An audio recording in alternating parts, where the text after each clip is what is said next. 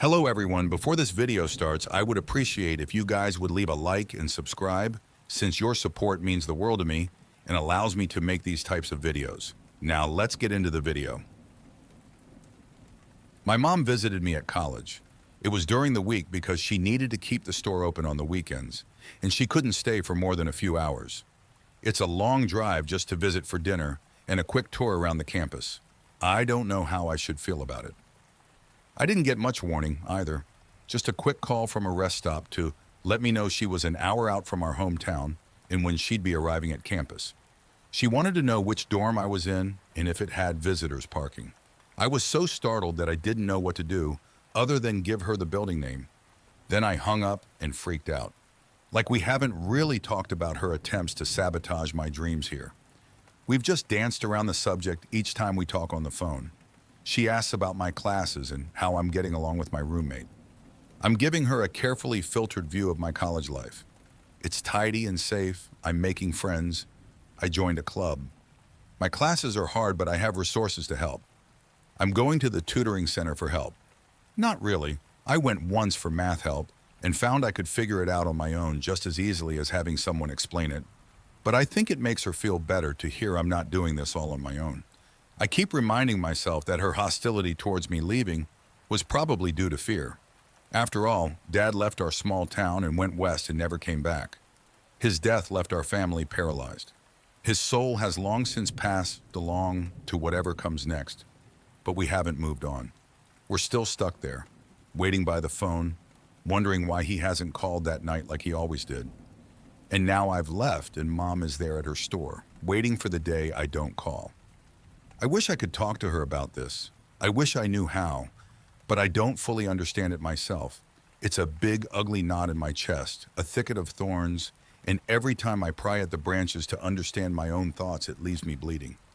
I feel scared, resentful, guilty, I think, mostly guilty. Like I'm dishonoring his memory by leaving the town and going out into the wide world where these things lurk, waiting to pounce, where none of us are safe. But I'm an adult, right? I can make my own decisions, right?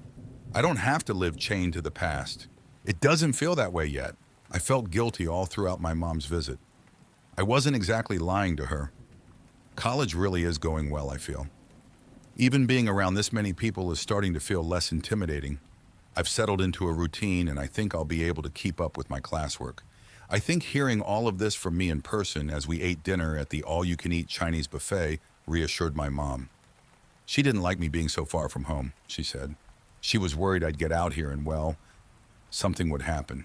She didn't want me making the same mistakes she did. I didn't ask what mistakes exactly those were. I already knew of one, the affair.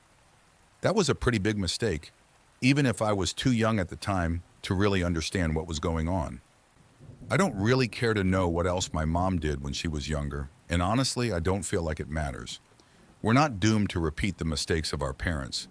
We're all different people, after all. Our futures aren't set in stone. It's just the specter of the past, reaching forward in time to fill us up with fears of what might be and what could be. I didn't tell her about the rain. I didn't tell her about Sweater Girl or campus security or the traveling river. I didn't even tell her about how sometimes my roommate seems like she's hiding something. The picture I painted for my mother was a neat and sanitized version of my life. Perhaps she realized this, for there was an undercurrent of anxiety that hovered between us, like a plucked string that hadn't quite settled back into silence. But she didn't press. I'd already walked away from my family once. I might just do it again. She left after seeing all of campus to make the long drive home. I returned to my dorm, giddy off my newfound sense of freedom. My mom had made the trip out here and found that I could not be removed. That I was my own person and I was here to stay, that I would make my own mistakes and live my own life. In my jubilation, I messaged Grayson and asked if he wanted to get lunch tomorrow. Just to hang out and chat, I said. It'd be nice to have some more friends than just my roommate.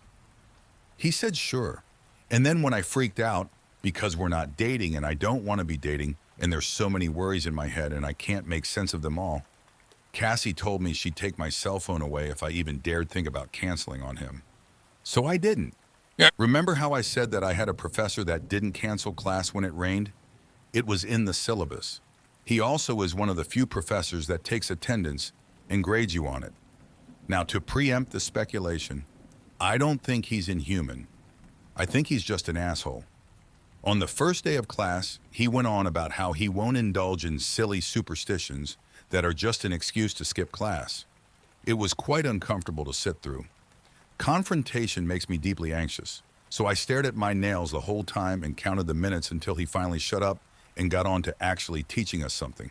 His class is also at 8 in the morning, so I think he's really out to make his students suffer. Anyway, I'm bringing this up now because, as you can probably guess, it was raining when I woke up that morning. I'd already resolved by then that if this happened, I'd take my chances in the rain. There's been enough people in the Discord saying that they'd been out in the rain and nothing bad had happened that I'm starting to think the rain is like any other piece of old land. Be cautious, be smart, be aware, and you're probably going to be okay. It's no different than, say, driving in heavy rain. The risk is elevated, but it's not guaranteed that something bad will happen. At least that's how I was justifying it to myself. Maybe it's because I grew up around the dangers of old land that I felt more comfortable taking the risk. I also feel compelled to remind you all that I am on scholarship and can't let my grades slip. This is just how life is. We make sacrifices for the things we really want. Cassie was still asleep, and I was careful not to wake her up as I was getting ready. She's been a bit more open with me after the incident with the traveling river. I think she finally believes that I'm no stranger to these sorts of occurrences. She admitted that she doesn't like talking about the rain. It scares her. I asked her what she saw in it. Nothing, she said quietly. I've seen nothing. The traveling river is the first abnormal thing I've seen on campus. But you believe what everyone says. I don't know what I believe. I just know I'm scared. Out of respect for her fear, I left carefully, closing the door gently behind me. She didn't need to know I was going out in the rain. If it was still coming down by the time I got to class, I'd text her to let her know I'd made it safely, so she'd have that reassurance when she woke up and found me gone. Then I pulled my raincoat hood up and headed out into the downpour. And let me just say that I'm not a fan of raincoats, considering there's those folks on the campgrounds that cut pieces out of people wearing them, but my umbrella got wrecked by a particularly strong gust of wind and I haven't gotten a new one yet. I wasn't the only person braving the weather. There were a handful of students walking briskly through the storm. The rain is starting to become a common occurrence now that spring is fighting for its turn. I've noticed that there's always a small amount of brave souls that head outside, and that they tend to stick to the more well-traveled routes across campus. They move in groups. I attached myself to a trio and trailed along behind them. Luckily for me, we were heading for the same building. One of them was in my class even. We arrived there safely and paused in the lobby to shake the water off umbrellas and remove our jackets. Mr. N is a real asshole, isn't he? My classmate remarked as we headed into the lecture hall. He is, I agreed heartily. Most of us had shown up. I think the ones that didn't are the ones that think they can magically pass the class on virtue of the final alone, even though the professor has told us that class participation is 30% of our grade.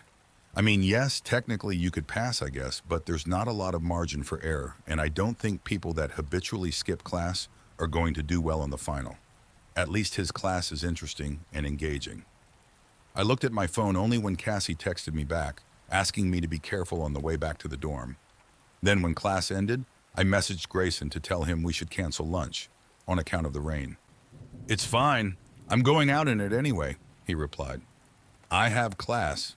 I guess I couldn't chicken out that way. So I told him I was actually out in the rain too, also on account of class, and we made plans to meet up at campus's only excuse for a restaurant. It's a tiny building alongside the only road running through campus. Their lunch menu consists entirely of sandwiches and watery soups. I think the reason it stays in business is because it has a monopoly. I got there half an hour early because I had nothing better to do. I ordered a coffee and the last remaining cinnamon roll from their breakfast pastries so they wouldn't have an excuse to kick me out. Not that I think any of the students working there would bother, but I've seen the manager a couple times now, and she kind of scares me. I was messing around on my phone when someone sat down opposite me. I glanced up, smiling, expecting to see Grayson. It wasn't Grayson. It wasn't anyone I recognized. which isn't unusual as I've discovered that I have terrible name-face recognition, and being on a campus with more people than I've seen in one place in my entire life has quickly become my personal nightmare. I expected him to say my name and maybe ask about whatever class we have together, and thereby give me some sort of clue as to who the hell he was. But he didn't say anything. He just smiled at me. And then I started to notice some things were off about him. He seemed pretty ordinary at a casual glance. Just some student with freckles covering his face and the backs of his forearms. But as he remained silent, I stopped being polite and just stared hard at him. That's when I noticed something about his freckles. They were moving, twitching, just the edges, subtle movements, like someone trying to keep from smiling. "Are you going to finish that?" he finally asked, pointing to my cinnamon roll. "Nah, no." If he was inhuman, the best course of action is to go along with whatever they ask. It's not a sure way to survive, but the odds do lean a little bit in your favor. I watched as he grabbed the plate and slid it over to his side of the table. He crammed it into his mouth, chewing noisily. Then he reached for my coffee and drained it one gulp. Maybe I was seeing things. There are some weird people in college, after all. I took off my glasses and cleaned them on my shirt. When I put them on, he was staring at me again, his hands folded neatly on the table in front of him. His freckles were still twitching. "I'm still hungry," he said. "Well, I'm meeting someone for lunch, so maybe I could—" I was stalling for time. If he was inhuman, I couldn't refuse him. But if he wasn't, then maybe he'd leave when Grayson arrived. Or maybe Grayson would offend him, and then he'd be the next victim. Just like what had happened to Sweater Girl. My frantic thoughts were interrupted when he grabbed my wrist. He dragged my arm towards him on the table. I glanced around frantically, wondering if anyone else was seeing this and would intervene, would do anything to help. But it was like I no longer existed to the people around me. "I'm still hungry," he hissed, and this time, his voice was a chorus. His freckles had all split open and they spoke in unison, a rippling tide crawling across his flesh of tiny slits filled with minuscule teeth. I screamed. I kicked at the table, knocking the leg out from under it and sending it toppling to the ground. He stumbled backwards to avoid it falling on him and released my arm in the process. For a second, I hesitated, glancing frantically around for an escape. He was between me and the door. The other people in the store hadn't responded to the crash of the table hitting the ground. I was on my own. I ran towards the back. There was an employees-only door, and I burst through this, glancing around frantically for an exit site. There had to be a back door, right? I heard footsteps behind me. He was giving chase, and there was hardly any distance between us. I had to choose. I picked left. To the right was the kitchen, and I didn't think the exit would be in there. It was more likely to be in the hallway, right? The door opened into darkness. I could see shelves in the square of light let in from the hallway. I'd picked wrong. It led to a supply closet. "So hungry," the freckled man hissed from behind me. There was nowhere to go. I stumbled into the pantry, fumbling at the shelves as I backed away from the advancing creature. My hand closed on a box of dry macaroni.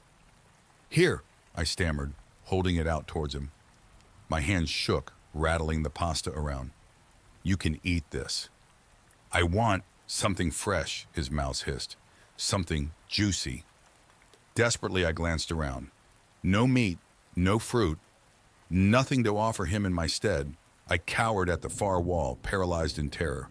His freckles made wet, sucking sounds as they licked their legion of lips in anticipation of the feast. I closed my eyes and tried not to imagine what it would feel like when they latched on and began to eat. Then the pantry door was flung open again. It slammed into the wall with a crash that rattled the shelves. Framed in the doorway was a woman, tall, broad-shouldered, and she held a broom in one hand. "You again?" she bellowed. The creature spun around. He dropped low to the ground like a cornered rat.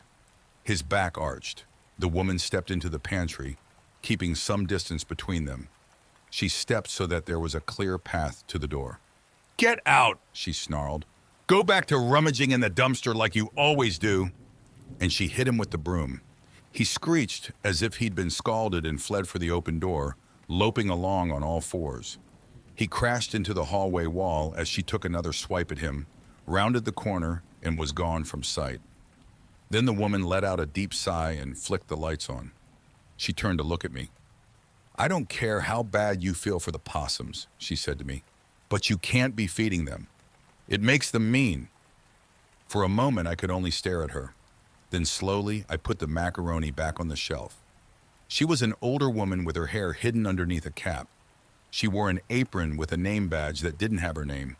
It just said manager. "That wasn't a possum," I said. "Of course it was," she said huffily. "Now go on, get out of here." Something in me snapped. I said I don't like confrontation, but my heart was hammering, and I hadn't even begun to come down from the adrenaline that was coursing through my blood. "It was not a possum!" I shrieked hoarsely. "I'm from the country. I know there's things out there that aren't normal. That thing was one of them." I stood there panting, and the handle of her broom creaked ominous as she tightened her grip on it. Then she stalked over to me. I swear this lady had like a foot of height on me. I shrunk under her glare. "Listen here," she said sternly, jabbing a finger in my chest. It nearly knocked the wind out of my lungs with the impact. "You leave here and you tell yourself it was a possum. You think I haven't said something about this? You think they listened to me? The only thing the administration cares about around here is keeping the college running smoothly and collecting those tuition fees. I learned real quick that if I want to live a peaceful life, I'd better keep my mouth shut. So you'd better learn the same." I swallowed hard. So this is what it was like being on the receiving end of a whole bureaucracy designed to keep those that saw something from speaking up. Is it campus security? Are they the problem?" I desperately asked. "I said you keep your mouth shut." Then she grabbed the collar of my shirt and hauled me through the hallway. With one final shove, she pushed me through the employee-only door and back into the restaurant. I was too shocked to do anything but stand there dumbly for a moment. When I looked around, I found myself staring at Grayson, who had just walked in the door. He froze when our eyes met. Then carefully, he walked over, moving slowly as if he were trying to avoid spooking a wild animal. "Hey," he said carefully, "are you okay?" I started crying. And then, of course, the tiny restaurant got real quiet as everyone furtively stared and tried to pretend they weren't suddenly deeply invested in my business.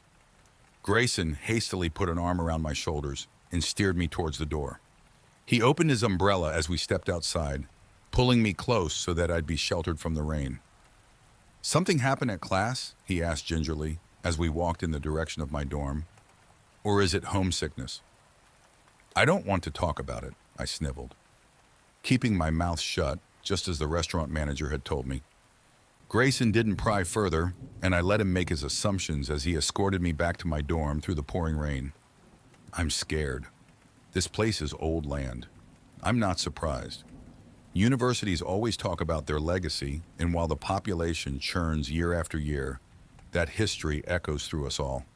We tell its stories and wear its colors, and the land grows stronger every time we do. Perhaps every college is old land, but at this one, there's something in the rain, and someone in the administration knows it." Thank you for watching the video fully. Please hit the like and subscribe button, since I could not make these videos without your support, and it means the world to me.